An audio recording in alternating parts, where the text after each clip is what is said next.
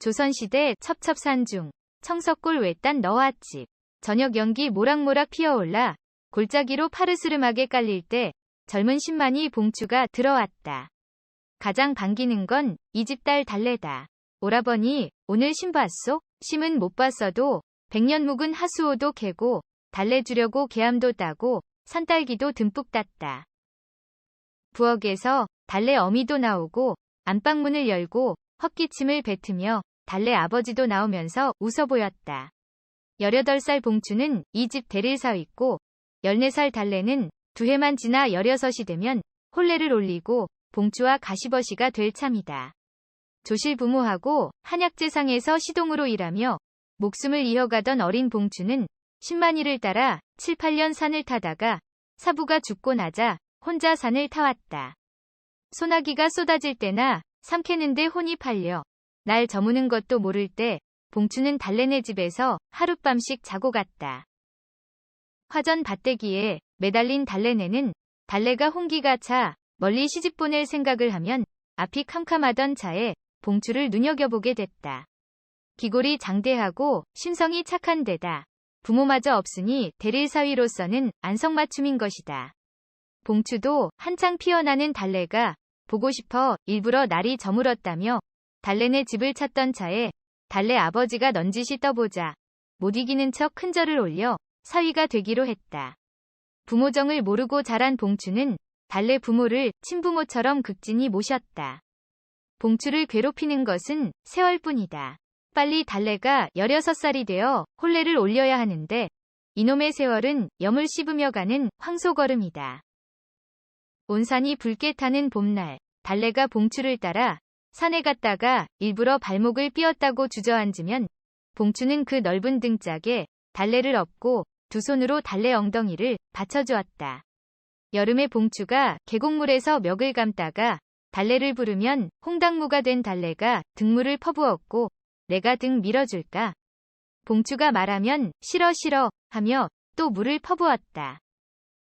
달래네 집에서 산봉우리 하나를 넘고 계곡을 건너면 장곡사가 있다. 달래네 대릴사위가 되기 전에 봉추는 산을 헤매다 가끔씩 장곡사 신세를 졌는데 조실 허탄 스님이 봉추를 귀여워해 그 방에서 함께 자곤 했다. 어느 날 허탄 스님이 몸져 누웠다는 소식을 듣고 봉추가 찾아뵀다. 스님은 힘겹게 일어나 앉더니 슬픈 표정으로 무겁게 입을 열었다. 봉추야, 이 당부를 내게 하지 않을 수 없는 내가 한없이 괴롭다. 네가 달래네 대릴사위로 들어간 것도 내가 달래 애비에게 청을 넣어서 그렇게 됐다. 그런데 큰 한숨을 쉬더니 말을 이어갔다. 육갑을 짚어보고 사주팔자의 주역을 봐도 너하고 달래하고는 합칠 수가 없다. 순리를 어기면 달래는 유복자를 안고 한평생 눈물로 지내게 될 거야. 땅이 꺼지고 하늘이 무너지는 것 같아 비틀거리며 달래네 집으로 돌아온 봉추는 3일 동안 식음을 전폐하고 울고 또 울다가 달래를 꼭 껴안아 보고 그 집을 떠났다. 그 이후 봉추를 본 사람은 아무도 없었다. 강산이 2번이나 변한다는 20년의 세월이 흘렀다. 40줄에 접어든 남정네가 망태기를 메고 풍기장터를 헤매다가 한 아낙네를 보고 얼어붙었다. 다다달래, 달래야, 오라버니. 국밥집에 마주 앉은 봉추와 달래는 두 손을 잡고 하염없이 울기만 했다. 봉추는 몇 년 전에 호라비가 되었고 달래는 16에 시집가서 이듬해 청산과부가 돼 유복녀를 뒀다. 봉추가 허탄 스님의 말이 생각나 무릎을 쳤다. 그렇게 그리워하던 두 사람은 호라비와 과부가 되어 한 많은 세월을 탓하며 2번 다시 헤어지지 말자고 손을 꼭 잡았다. 봉추는 그때 달래네 집에서 나와 먼 단양의 터를 잡고 소백산을 훑으며 지금껏 신만이 생활을 하고 있고 아들 하나는 보부상이 되어 팔도강산을 떠돌고 있다. 청산과부가 돼 시집을 나온 달래는 풍기의 고모가 운영하는 포목점에서 일하다가 바느질 솜씨가 좋아 집에서 바느질만 하고 있고 관연한 딸은 포목점에서 일하고 있다.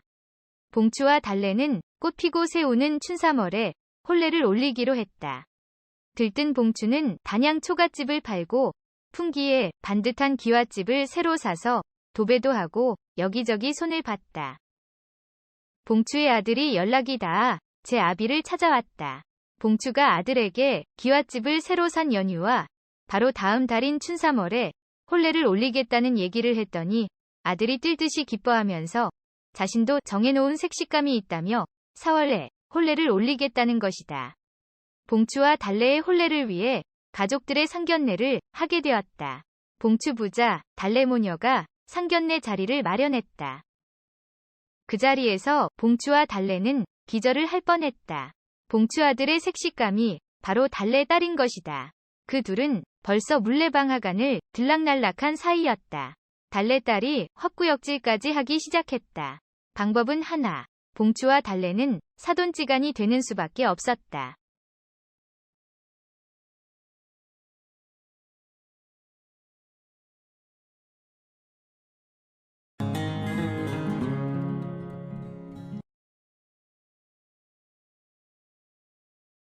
조선시대 현덕 부인은 우아한 기품이 향기처럼 온몸에서 우러난다. 말이 별로 없지만 언제나 자상한 미소를 띠고 있다. 이날 이때껏 하인과 하녀들이 잘못을 저질러도 매운 질책 한 번 하지 않고 이웃들과 말다툼 한 번 하지 않았다. 그러니 남편 우진사에게도 말대꾸 한 번 하지 않았다. 시간 날 때면 8폭 병풍에 둘러싸여 사군자를 치는 게 현덕 부인의 낙이다. 남편 우진사도 점잖은 선비다. 우진사는 현덕 부인을 외경하지만 딱 한 가지 불만이 있었다. 늦은 밤 사랑방에서 글을 읽다가 살며시 앞마당을 건너 헛기침을 하며 안방에 들어가 촛불을 끄고 현덕 부인의 옷고름을 풀면 그때부터 부인은 얼어붙는다. 혼례를 올린 지 10년이 지났건만 현덕 부인은 첫날 밤처럼 목석이다. 속치마를 벗겨도 경직된 채 싸늘하게 눈을 감고 똑바로 누운 자세 그대로다. 우진사가 가쁜 숨을 토해내도 현덕 부인의 숨소리는 잠자는 듯 고요했다. 그러던 어느 날 현덕 부인이 날벼락을 맞았다. 부쩍 외박이 잦던 우진사가 현덕 부인을 앉혀놓고 도저히 믿을 수 없는 폭탄 선언을 한 것이다.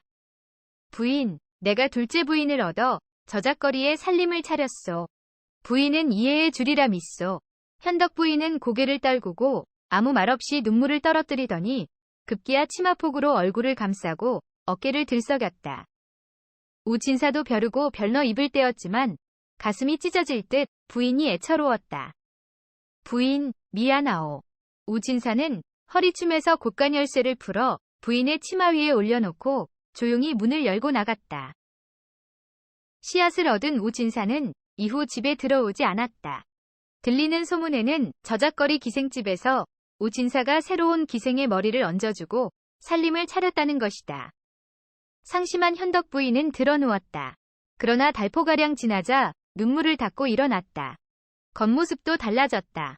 새빨간 치마끈에 곳간 열쇠들을 주렁주렁 달아 걸음을 뗄 때마다 철그렁철그렁 소리가 났다. 현덕 부인은 곳간을 열고 쌀을 2마리나 퍼내 시루떡을 쪄서 하인과 하녀들이 배불리 먹도록 했다. 보릿고개에 동네 어느 집에 쌀독이 비었다 하면 서슴없이 곡식자루를 보냈고 동양 온 거지에게도 따뜻한 밥상을 차려주었다. 또 초파일에 와불사 남자를 찾았다가 조그만 절간 기둥이 썩어 기울어지고 비가 샌다는 젊은 스님의 하소연을 듣고 선뜻 개축공사 비용을 부담했다. 불당과 요사채 한 칸만 붙어있는 그 암자는 원래 노스님이 홀로 지키고 있었다. 그런데 강보에 쌓인 아이 하나를 키워 그 아이가 19살이 되었을 때 노스님이 입적하자 암자승으로서 그대로 물려받은 것이다. 6달 공사 끝에 단청을 끝내던 날 현덕 부인은 백일기도에 들어갔다. 백일기도를 마치고 집으로 내려왔을 때 사람들은 모두 놀랐다. 현덕 부인의 얼굴에서 수심이 사라지고 화사한 미소가 다시 살아난 것이다. 와불산 남자에서 백일기도를 하는 동안 현덕 부인은 2가지 사실을 터득했다. 첫째는 곳간에서 인심만 나오는 게 아니라 힘도 나온다는 것. 둘째는 곳간 덕에 음양의 이치를 깨달았다. 암자승과 가끔 회포를 풀면서 남편이 왜 씨앗을 얻어 딴 살림을 차렸는지를 알게 된 것이다. 어느 날 해진역에 길 가던 젊은 선비가 드넓은 사대부 집을 찾아 들어섰다. 현덕 부인은 융숭하게 주안상을 올리고 사랑방에 이부자리도 보아놨다. 그리고 밤은 깊어 삼경일째 호적삼에 호치마만 걸친 현덕 부인이 사랑방으로 스며들어 현란한 몸동작으로 선비의 객골을 풀어주었다. 이튿날 아침 떠날 때엔 단보찜에 두툼한 노자돈까지 찔러졌다. 이따금 와불산 암자승도 한밤중에 내려왔다. 곳간열쇠는 너무나 든든하고 고마운 존재였다. 현덕 부인은 우진사가 집에 들어오지 말고 오래오래 씨앗을 데리고 살라며 보약까지 지어보냈다.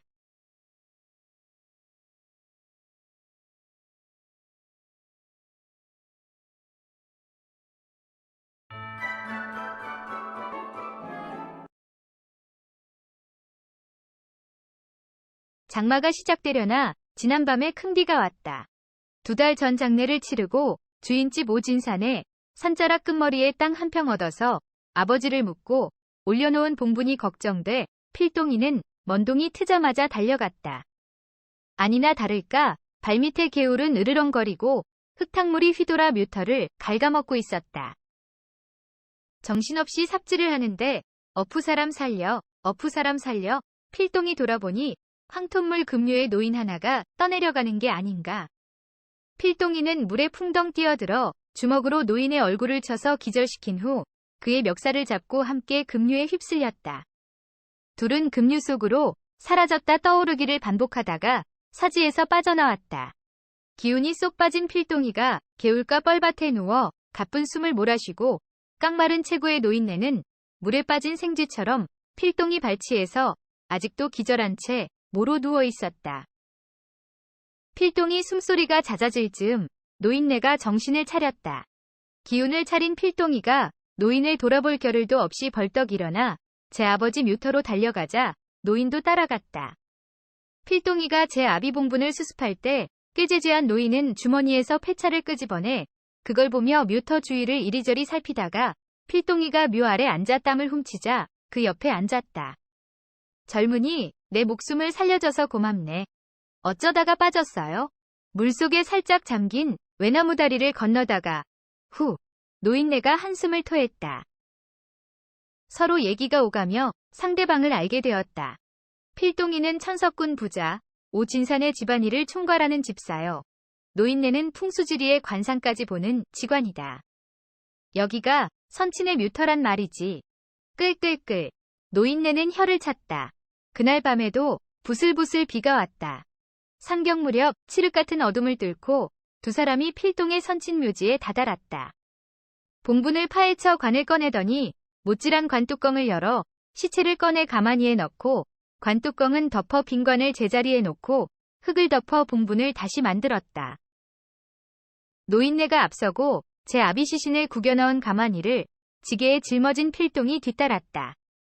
개울을 따라 산골짜기까지 20열이나 올라왔을까? 숨이 목구멍까지 차올랐을 때 다 왔네. 노인네가 꽂혀있던 말뚝을 뽑았다. 쉴 틈도 없이 말뚝자리 땅을 파 허리춤까지 깊어졌을 때 지게 위에 가마니를 넣고 흙을 덮은 후 조심스럽게 떠냈던 풀을 다시 덮어 평지로 원상복구했다. 노인네는 뽑은 말뚝을 위쪽으로 10걸음쯤 되는 지점에 박았다. 빗줄기는 쉼없이 쏟아졌다. 이튿날 비가 그치고 아침해가 떠올랐다. 김참판 선친의 상여 행렬이 만장기 물결을 이루며 개울을 따라 올라가다가 산골짜기로 꺾었다. 얼마나 올랐을까? 김참판의 숙부가 고개를 갸웃하며 직관 어른, 이 자리가 맞소? 노인네가 패처를 꺼내보더니 말뚝이 그대로 박혀있지 않소. 땅을 파고 하관을 하고 곡소리가 산골짜기를 꽉 채우고 상두꾼들의 어어 달구야 합창이 점점 가늘어지며 직관 노인네의 하산 발걸음은 빨라졌다. 그 후 필동이는 오진산의 집을 나와 직관 노인네를 따라다니며 풍수지리를 배우기 시작했다. 그렇게 20여 년이 흘렀다. 노인네는 백발이 성성에 당나귀를 타고 다니고 필동이는 50줄에 접어들었다. 그날도 산새를 보다가 필동이가 물었다. 천하 명당 자리에 선친을 묻었으니 내 인생 후반 팔자가 화학 펴진다 했잖습니까? 아직도 이렇게 당나귀 곱비나 잡고 있으니. 노인네는 껄껄 웃으며 일간의 자네 아들이 어사활을 쓰고 자네를 찾을 걸세. 필동이는 따라 웃으며 내게 무슨 아들이 있다고, 허허허. 며칠 후 정말 백마를 탄 헌원장부가 어사활을 쓰고 필동이에게 큰절을 올리며 아버님, 소자 인사 올립니다. 천하의 바람둥이 오진사는 벌써 죽었지만 이 여자 저 여자에게서 태어난 자식들이 10명도 넘었다. 본처의 아들 셋 중 막내 아들이 바로 필동의 핏줄인 것이다. 넓은 미간, 긴 인중이 빼닮았다.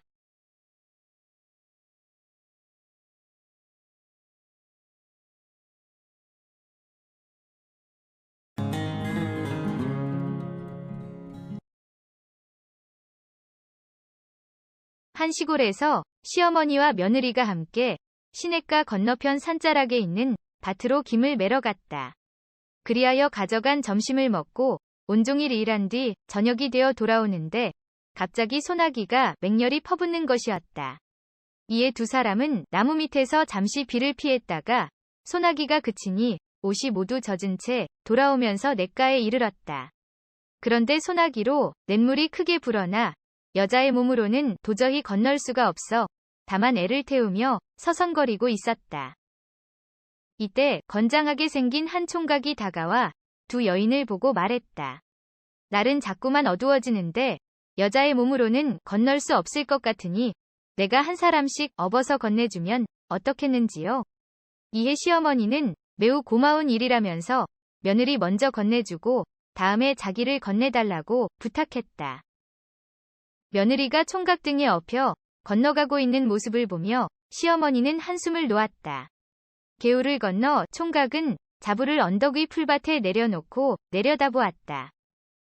치마가 몸에 달라붙어 자부의 미끈한 몸매와 속치마 한 겹 너머로 흑곡의 둔덕이 두드러지게 보이자 청년은 춘심을 이기지 못하고 자부를 안아눕히며 거칠게 파고들었다.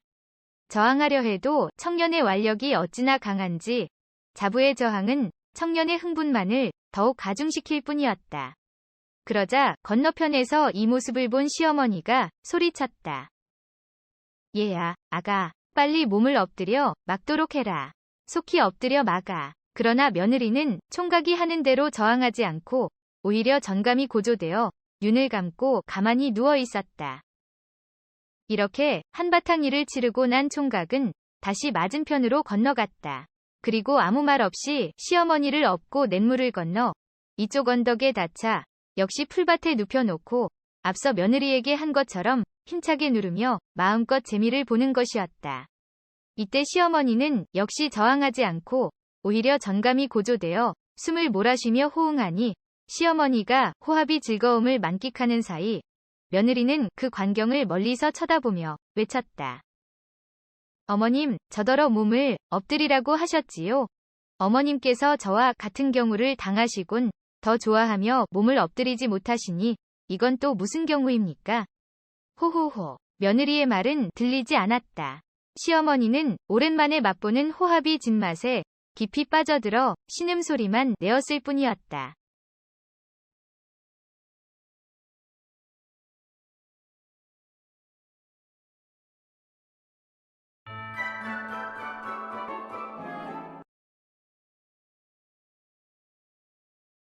조선시대 옛날 한 산골 마을에 며느리가 시아버지를 정성스레 모시고 살고 있었다.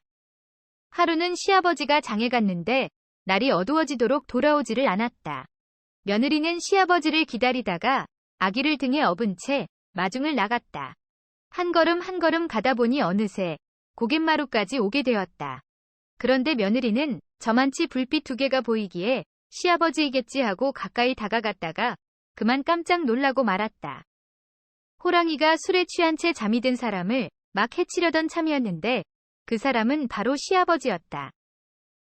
호랑이가 시아버지를 덮치려는 순간 며느리는 있는 힘을 다해 안 돼! 라고 소리치며 달려들어 시아버지를 끌어안자 호랑이가 멈칫하며 동작을 멈추었다. 그러자 여인은 등에 업고 있던 아기를 내려놓으며 호랑이에게 사정을 했다. 이 아이를 드릴 테니 제발 우리 시아버지를 해치지 말아요. 그리고는 어디서 힘이 났는지 시아버지를 들쳐매고는 내달리기 시작했다. 집에 도착해서야 정신이 번쩍 든 며느리는 울음을 터뜨렸다. 다음 날 아침 아무것도 모른 채 잠에서 깬 시아버지가 손자를 찾았다. 며느리는 눈물을 쏟으며 전날 있었던 일을 말했다. 그러자 시아버지가 벌컥 방문을 열고는 고갯길을 향하여 내달렸다. 며느리도 뒤쫓아갔다. 고갯마루에 이르러 살펴보았으나 아기도 호랑이도 보이질 않았다. 그때 길을 가던 사람이 아기 이야기를 했다. 건넌 마을의 부잣집 주인이 아침에 일어나 보니 나락섬 위에 웬 아기가 울고 있더라는 것이었다. 그 말을 듣고 시아버지와 며느리가 달려가 보니 자기 아기가 부잣집 나락섬 위에서 새근새근 잠을 자고 있는 것이었다. 며느리가 달려들어 덥석 아기를 안자 부잣집 주인이 사연을 물었다. 여인은 전날 있었던 일을 소상히 이야기하였다. 사연을 들은 부잣집 주인이 잠시 무엇인가를 생각하더니 이렇게 말했다. 하늘이 당신의 효성에 감동해서 아이를 살려주었군요. 그러니 이 나락섬의 주인은 이 아이입니다. 여인은 사양을 했지만 부잣집 주인은 하인을 시켜 나락백섬을 이 아기의 집에 실어다 주게 하였다.